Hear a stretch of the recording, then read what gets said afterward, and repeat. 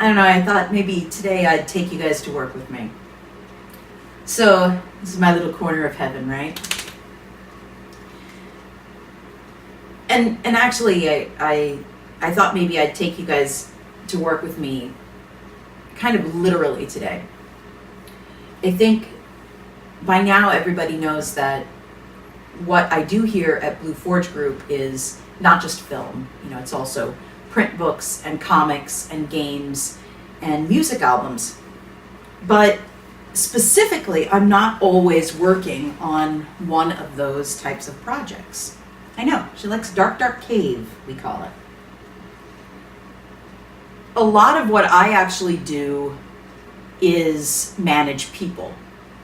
Now, that would be great if I was saying I manage people and what I'm doing is I'm managing a bunch of editors or crews or actors, artists, authors, helping them get through their projects, delegating, that kind of thing.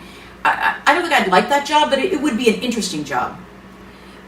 Primarily what I'm doing is literally working one-on-one with people to make sure that projects run smoothly. And you go, well, what's the difference? Well, a lot of this is more interpersonal. So I spend a lot of my day dealing with people on a one-on-one, more interpersonal basis. Like, they have a deadline looming, I check in with them. Their answer is to tell me about their personal day. I redirect toward work, and because I'm a mom, I also address the personal day. So it's a lot of hand-holding, yes, but also a lot of walking in someone else's shoes. And this has, especially this past month, we're 10-11 days into March as I'm recording this, and this has really got me thinking about toxicity. And I think that a lot of people have come to be aware of, you don't have to keep toxic people in your life. And I know that has come more into the public eye. It's okay, that if your relationship with your father has been beyond strained your entire life, if he has been verbally abusive to you, or a sibling that is constantly cutting you down, or whatever it might be, it's now become more publicly acceptable to say, I love you because you are my family, but I cannot have you in my life. To do what we need to do for our own mental health, because I think mental health is coming more to the forefront. But I think what people aren't talking a lot about still is how to recognize when someone is toxic in your life. Now, there are the easier signs. Do they undermine you, both privately and in public? Do they contradict you? Do they correct you? And I know some of you are probably already stopping and going, oh, Jennifer, if I'm wrong, I want someone to... I want you to stop yourself and really go, okay, one, were you really wrong? That's number one. Or is this an opinion-based conversation where you were corrected? And two, as I have said to the kids, I think if you guys watched the daily vlog, I once laughingly shared the story about how Max turned to me and he said, we were in the car, and he said, how is it that your whole life you've always had a girlfriend, Mom? And I don't think he didn't mean it in like a bad way, because I know I'm not the most fancy or dynamic looking person, but I have been told that I am a very dynamic person, maybe not physically, but personality-wise, I guess. And I said, Max, really what it comes down to is if you really care about someone, you support them and you listen to them. And you think about them more than you think about yourself. And you listen to them more than you talk at them. You do not undermine them. You do not tear them down to build yourself up. You lift them up. And one of my friends who recently actually called herself a card-carrying feminist saw that vlog in 2017 and reached out to me, and she said, Jennifer, that is a recipe for disaster. people need to lift each other up, not, just lift up someone else. And I'm like, well, you know what? If in a relationship, each of those people is lifting the other person up, there is no inequality. And in addition, I didn't say don't lift yourself up. I said don't lift yourself up at the cost of someone else. So you guys can probably see why I often become frustrated by conversations like that. But the easier signs of spotting a toxic person in your life, absolutely keep your eye out for them. They're bright red flags. But some of the flags, some of the signs are more subtle. Someone could be incredibly full of praise for you, and both publicly and to your face, privately, one-on-one, but they are still toxic. And you say, well, how can that be? They can be passive aggressive. They can tear down the people and projects around you. They can be nitpicky. They can tell you things that other people have said that actually you don't need to know, and you're getting it secondhand. So how valid is it really? They can be the people that shake your foundation. And again, I know it's like I can hear all the naysayers already. Well, having your life shook up a little bit is good for you. Yeah, well, guess what? We all have that. We all have that from perfect strangers in grocery stores that decide to pass judgment on us with a look or a comment, or from a supervisor at work who really doesn't get what we're doing, or from unsolicited advice on the internet from our peers. We don't need the people in our inner circle to shake us up. I have recently come to realize that, do you remember that last vlog I talked about that abusive relationship? Noodle, you just landed in the garbage can. You landed right in it, Noodle. That I am allowing people to be in my life today that have some of the exact same traits as that abusive relationship had. And so I've stopped. Literally, like today over coffee, I sat alone in the dining room, which was so nice, right? Because it's not a workspace anymore. And I said to myself, why am I letting these people with these predominant traits, they undermine you in public, in private, they nitpick the people and community around you and projects around you. They come across as if they know everything. They start sentences with, well, actually this, and they talk as if they're an expert.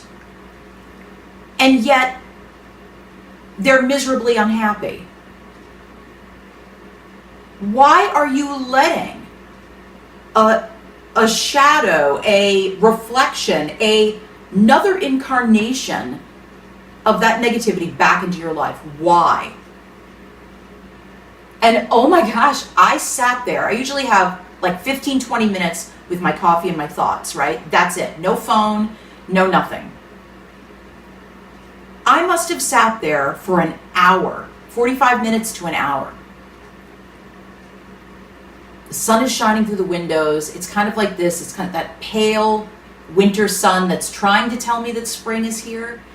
And I'm like, Jennifer, you are so happy. And your family now has such this beautiful rapport of sass and spice and opinionated conversations and joy and support. And at the end of the day, coming together and going, hey, I know we disagreed about such and so at noon, but now it's 9 and we're sitting down to have dinner, and I just want you to know that I'm really proud of you for having your own opinions, and that's awesome. Why are you letting something shake that? Why are you showing your children again that kind of bullshit, that kind of toxicity is okay in your life? And I could not, in that hour, almost hour, figure out why I was doing it. Is it that I'm too happy? You know that thing, that, like, the fear of success thing? Like, fear of happiness, I want to shake things up. It's not helpful. There are a long line. No, it's not a line, because it's not like one person after another. It's a group. There's a large group of people that are here to be helpful and supportive and loving and understanding. So it's not a help. Is there any kind of benefit? Is there a financial benefit? No. If anything, it's a financial drain. Is there an emotional benefit? No. This is incredibly stressful. What is it? And that, I just kept coming back to that same thing, saying the same thing. This is so familiar. This is so familiar. And I realized that's what it is. This is so familiar. It's what I know. To surround myself, to bring close into my inner circle people who are maybe not intrinsically to themselves or in their own heart, but how they present when they're around me. Angry, bitter, jealous, ungrateful, and unhappy. And I realized that I can't do this. I just was saying the meanest thought I've ever had about myself is, you're a bad mom, because you allowed your children to be exposed to this relationship that you weren't aware was abusive. And by the time you realized it was abusive, it had been years. I was doing it. I'm doing it again. And so I realized I have to take steps to stop this now, at once, forever, permanently. Because I lull myself into this sense that that kind of toxicity can only exist with that one person long ago, right? Or not so long ago, what? Less than 10 years ago. But toxicity doesn't exist in a person. It doesn't even exist in one type of person. It can be anywhere. It can be in any different form. It can be any age, gender, sexuality. It doesn't matter. It can be at work. It can be at home. And it can be hidden and subtle. What about those folks that are everything we need, it seems, from a friend 9 days out of 10, and then on that 10th, they are the most scathing, belittling, detrimental force in your life? That's the kind of subtle toxicity that I think a lot of us still don't know what to do with and still don't know how to recognize. So I guess today I'm uploading giant files, and I put in all their information prior, and then I upload the big file. Usually takes like an hour, and then I put in a bunch more information. And while the uploads are happening, I usually get up, and I told myself today I was going to allow myself to sort props, which is something I really want to do, but I never seem to be able to carve out the time. But I thought, I'm going to take you guys to work with me today and show you what it's actually like. Because I think it would be fun to just show you a great detail-oriented creative day with editing and scoring, but sometimes it's about managing the massive network of individuals that it takes to make art on this scale. And balancing that against my own health and well-being, but also the health and well-being of my wife and my children. Because what was interesting is that after I had this realization finally this morning over coffee, I reached out to Brianne and I said, I just wanted you to know I'm gonna handle this situation in this way. And I want you to be, in the loop here. And she spilled her heart out to me about how she had recognized these things literally just last night, had felt acutely uncomfortable, had not known what to do. And I'm like, you see, Jennifer, you are the head of this household. You should know better. You need to be on this, because I take it upon myself to be the protector of these three most precious people. It's not that they're helpless, but we have a dynamic. And for good or bad, in that dynamic, I protect them and they protect me. And it is my job to watch out for them and to take these steps before one of them winds up hurt or confused or uncomfortable. And you could say, Jennifer, you're protecting people way too much. You look at my friends list, you guys, on Facebook, and this is one of the big reasons why I keep everything public. And you will see everything from far right to far left and everything in between. There are people on my friends list that hands down will not work together. But you know what they all have in common? They're all human beings. I know that seems stupid, right? That's simplistic. Maybe it's naive of me. But the truth of the matter is, I don't see people as a skin bag full of their politics. I see the people on my friends list as if you put them in a room together, they will actually try to understand each other. They don't walk out of a room in a huff and leave everyone baffled.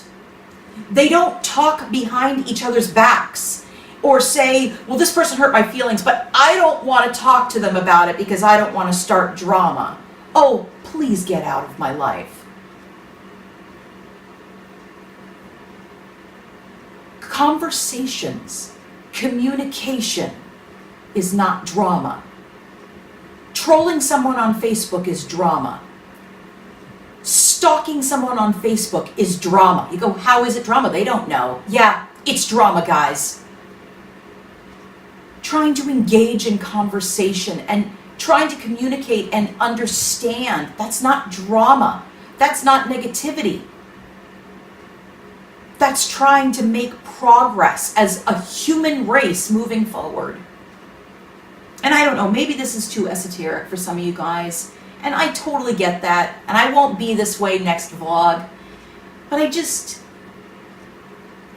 I want to present myself as authentically as possible to you guys. I don't sit here and go, as I've said before, and I don't tell my vloggers to do this. What's my perfect lighting? What's my perfect face? I say, just talk. Just share part of yourself. Be authentic. Because folks sense artifice.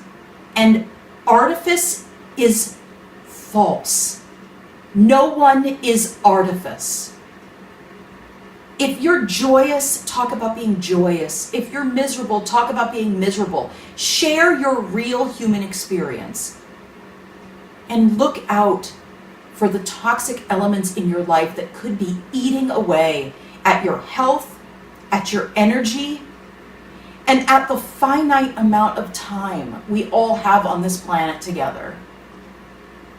So, thanks you guys for letting me talk at you today, but also for coming with me and sharing this realization and this moment, which I'm still finding very painful and kind of beating myself up about still, but I know that by the time I wake up tomorrow, I'll be more settled in this decision, and I'm already starting to know that I am making change and moving forward in the way that not only that I need, but that my family needs. So thanks from me, you guys, for listening, and thanks from Noodle in her dark, dark cave. Still uploading.